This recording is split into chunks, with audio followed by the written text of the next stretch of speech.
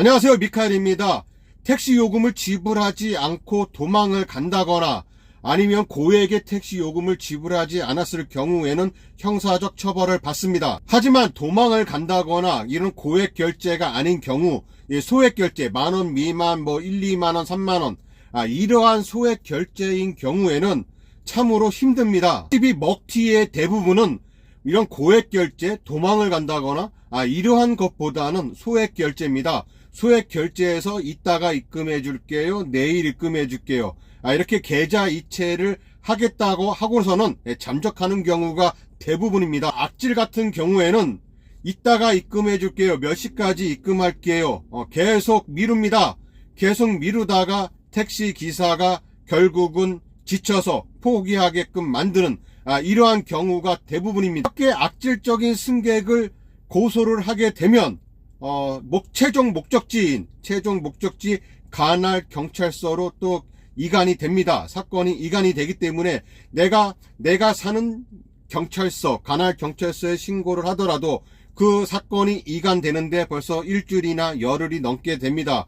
또 경찰서에 이관이 된다 하더라도 또 담당 형사가 또 배정되기까지 또 한 일주일 정도 소요가 되고요.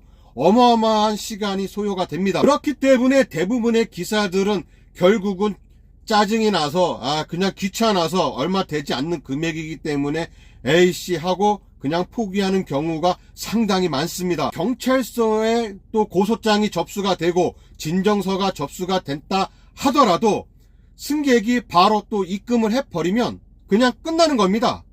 아무러한 처벌도 받지 않아요. 왜? 그냥 입금 받았기 때문에, 택시 요금이 벌써 지불이 되었기 때문에 어떠한 처벌도 받을 수가 없습니다. 8월 29일 새벽에 카카오콜을 받았습니다. 일산에 있는 웨스턴돔에서 경기도 파주시 광탄에 가는 승객이었는데요. 승객에게 가는 도중에 승객에게 전화가 왔습니다. 은행의 점검시간 이후로 이 점검시간이기 때문에 지금 계좌 이체가 안 되니까 계좌 이체를 해야 되는데 점검시간이 6시까지라는 이유로 6시 이후로 입금을 해준다는 거였습니다.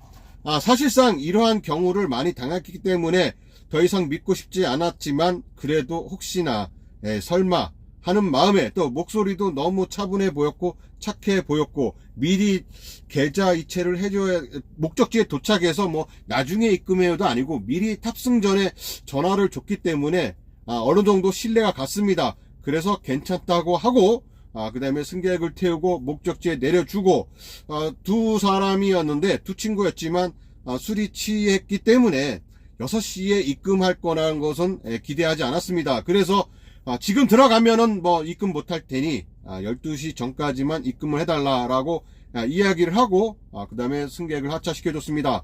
그리고 나서 오후에 일어나서 입금 내역을 확인해 봤더니 입금이 되어 있지 않았습니다. 요금은 26,500원이었고요.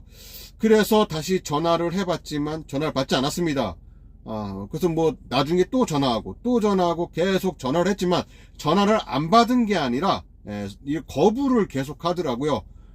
울리기도 한번 울리자마자 바로 고객이 어쩌고 저쩌고 하는 거 보니까 제 전화를 피하는 것 같았습니다. 그래서 문자를 보냈습니다. 입금해 달라고. 그랬더니 문자가 왔습니다. 계좌번호를 보내달라고요. 정말 많은 문자를 한 3일 동안 계속 주고받았습니다. 언제까지 입금할게요, 몇 시까지 입금할게요, 입금해 달라. 정말 진이 빠졌습니다. 29, 30, 31, 31일 마지막 저녁까지 도무지 이 사람을 믿을 수가 없었습니다. 그래서 더 이상 메시지를 보내지 말라고 했습니다. 다행이죠. 입금되었다는 메시지 확인 안 되면 이제는 9월 1일입니다. 9월 1일 오전에 제가 경찰서를 가겠다고 했고요.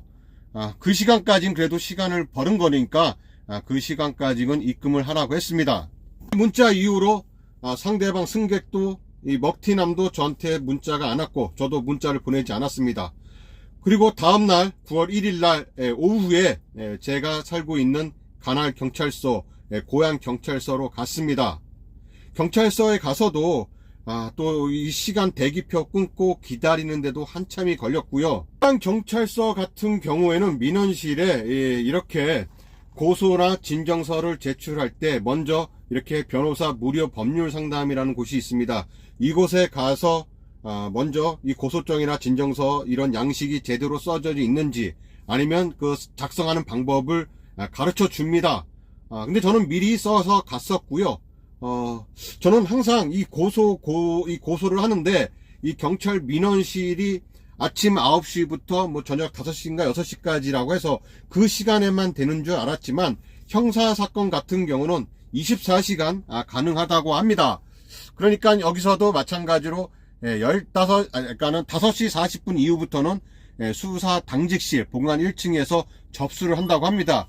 그러니까 아무 때나 24시간 신고를 할 수 있는 겁니다. 아니, 신고가 아니고 고소 진정을 할 수 있는 거죠.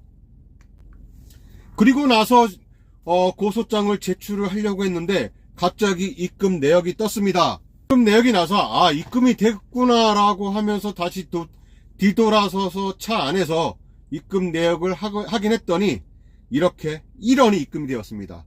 와, 이놈이 나를 가지고 노는구나 라고 생각할 수밖에 없었어요. 이 당시에는 제가 지금 나 경찰서니까 입금을 안 해주면 어쩌고 저쩌고 이런 문자도 보내지 않았습니다. 그 이후로 그 전날 이후로는 문자를 주고받지 않았으니까요. 그런데 이렇게 오후 5시 21분에 정확하게 1원을 입금을 했습니다. 정말로 더 화가 나서 다시 고소한다고 이야기를 했더니 이 사건이 최종 목적지인 파주로 사건이 이관이 된다고 합니다. 그래서 저는 아예 파주 경찰서를 갔습니다. 고소장을 직접 작성해서 집에서 작성해서 갔는데요. 이렇게 고소인은 제 인적사항을 적고요.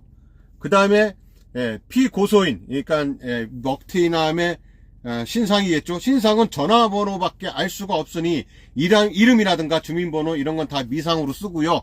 전화번호만 적었습니다. 그리고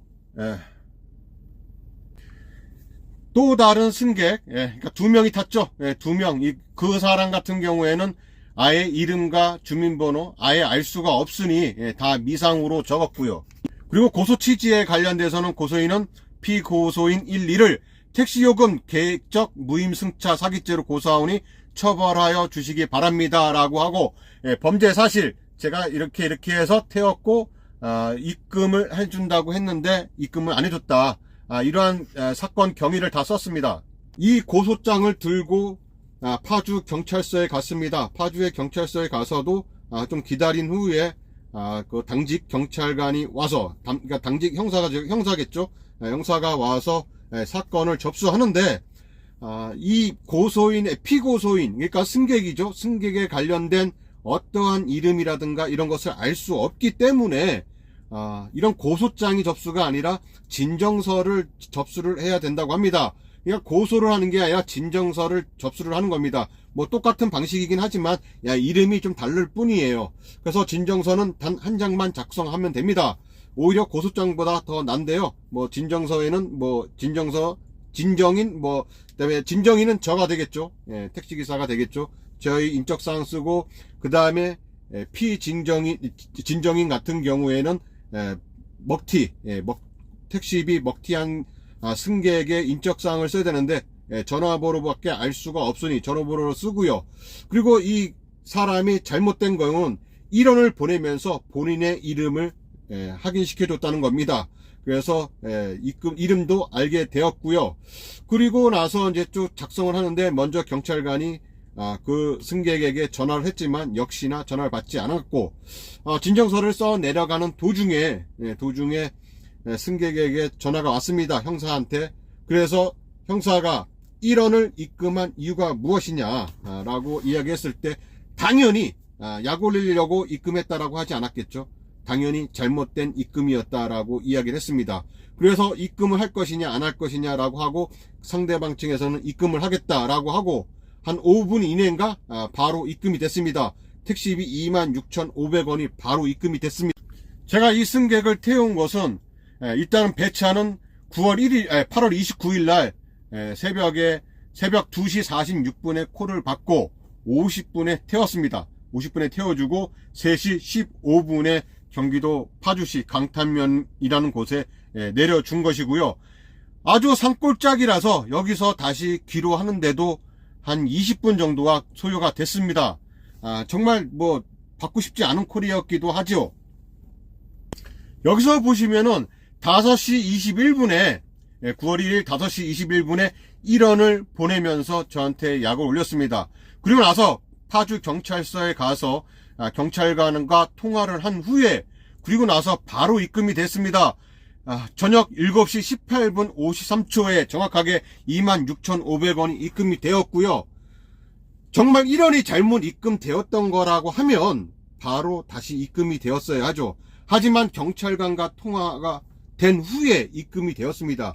이것은 다분하게 누가 봐도 입금을 해주지 않겠다는 의사가 다분한 것인데 어떻게 입금을 했다고 해서 바로 사건이 반려가 되는지 저는 정말 이해할 수가 없었습니다.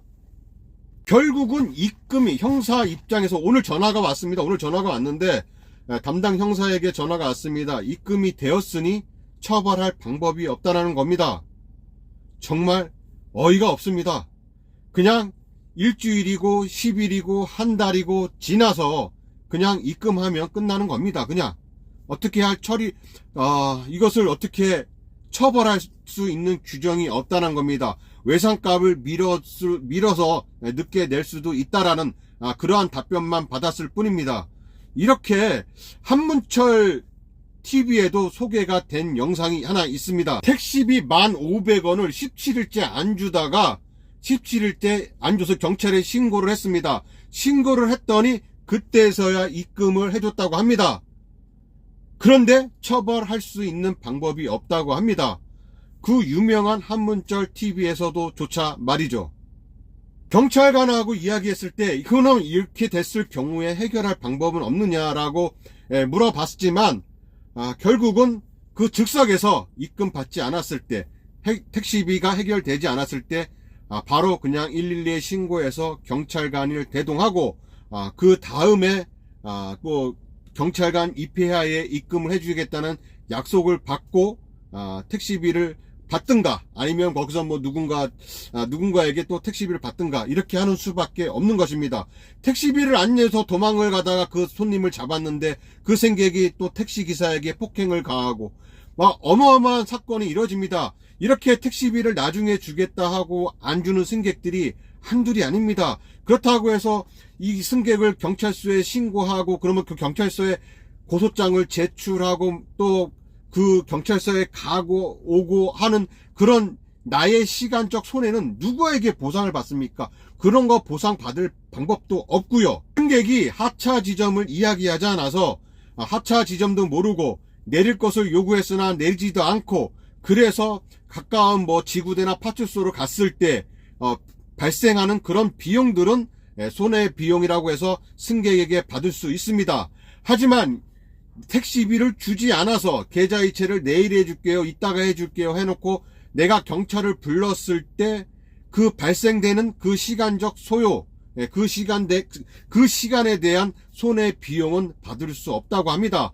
나중에 받는다 하더라도 승객이 부당요금으로 신고를 하면 또 이것이 부당요금으로 또 처벌을 받는다고 하니까 참 아이러니할 수밖에 없고 결국은 피해보는 것은 우리 택시기사들밖에 없습니다.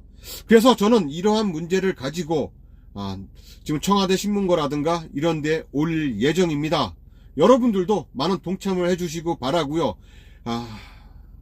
이렇게 택시 요금을 나중에 주겠다, 이따 입금해 주겠다고 하는 그런 승객에게는 바로 그냥 즉석에서 112에 신고를 하고 경찰의 도움을 받는 것이 최선의 선택인 것 같습니다. 이상 미카엘택시 미카엘이었습니다. 감사합니다.